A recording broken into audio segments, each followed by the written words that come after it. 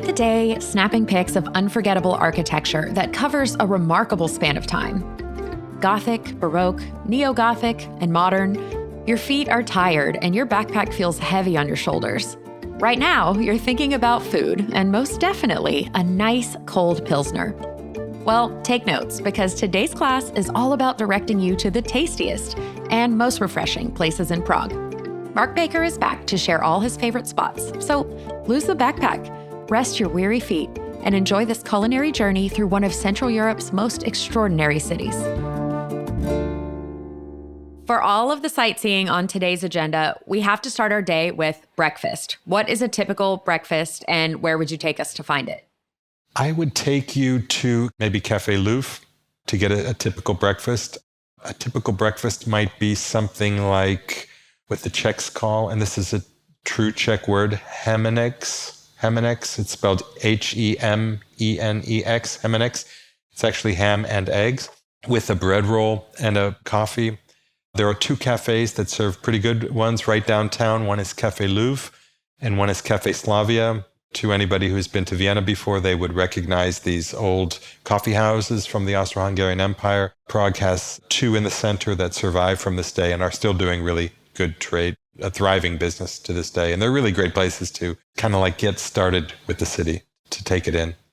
So we've walked around for a couple hours. Now it's lunchtime. So let's do something old school and traditional. Do you have a super authentic favorite place where people can feel local culture for lunch?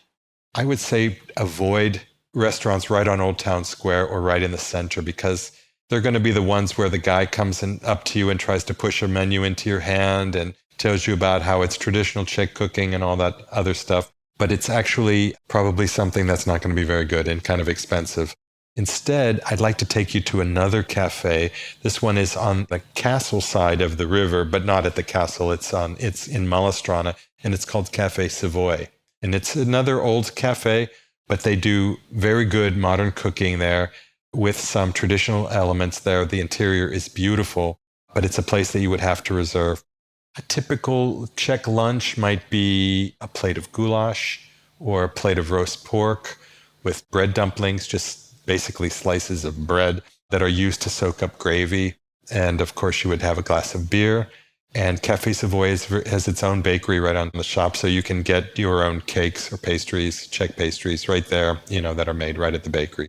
Okay, we've walked 25,000 steps today, and we want to splash out for dinner. Calories are no object. Money is no object. What's our Michelin level culinary experience?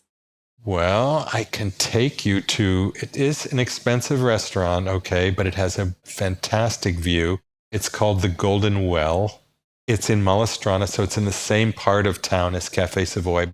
It's a hotel, luxury hotel. They have a very, very highly rated restaurant there, and they have an excellent view of the city from the balcony table. Very romantic, actually. It's a couple's place. I don't know if you're traveling by yourself, you might not want to do that, but who knows, You never know what could happen on the road. Adventures everywhere you look. So you briefly touched on beer. I think in the Czech Republic, their beer is so important to them. Tell us a little bit about beer culture and where do you go to get a great pint?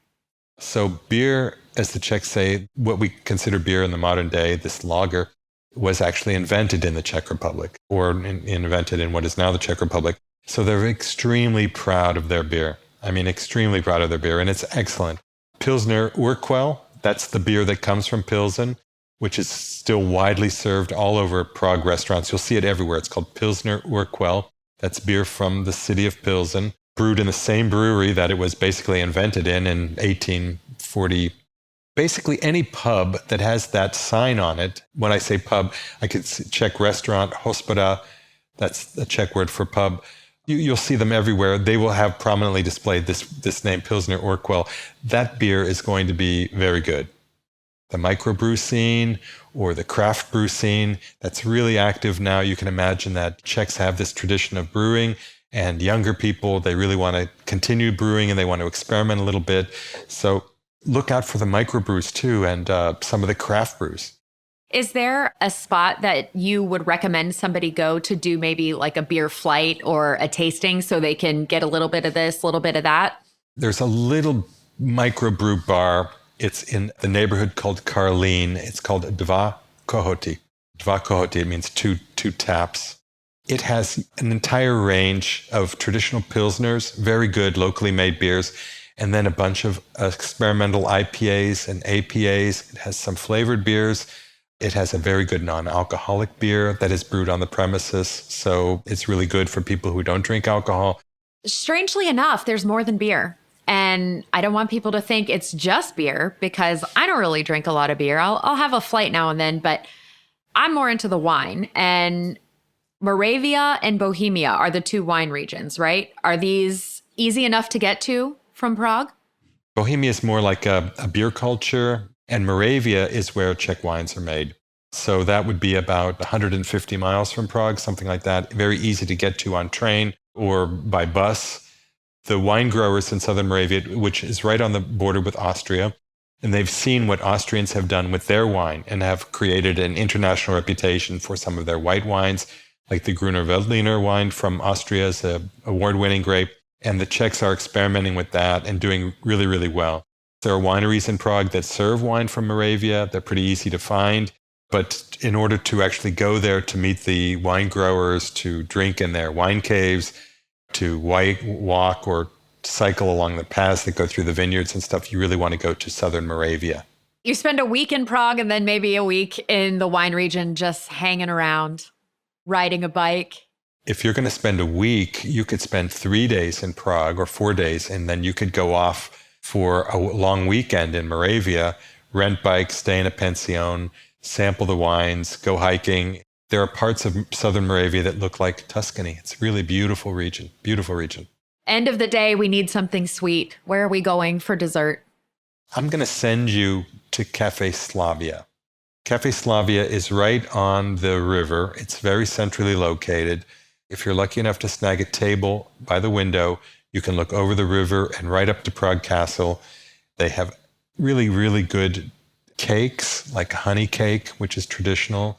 They have apple strudel, of course. They have palatschinken, which are pancakes that are stuffed with fruit and whipped cream, are very good, and a couple of other things.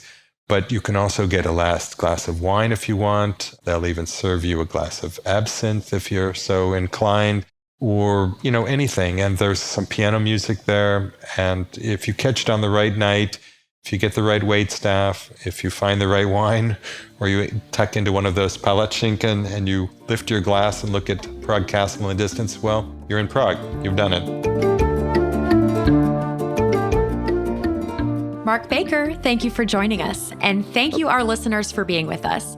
If you're planning a trip, be sure to connect with a AAA travel advisor. Check out AAA.com/travel or visit your local branch. This podcast is a production of Auto Club Enterprises. If you enjoyed it, please subscribe and leave us a review. I'm Angie Orth. Thank you for traveling with AAA.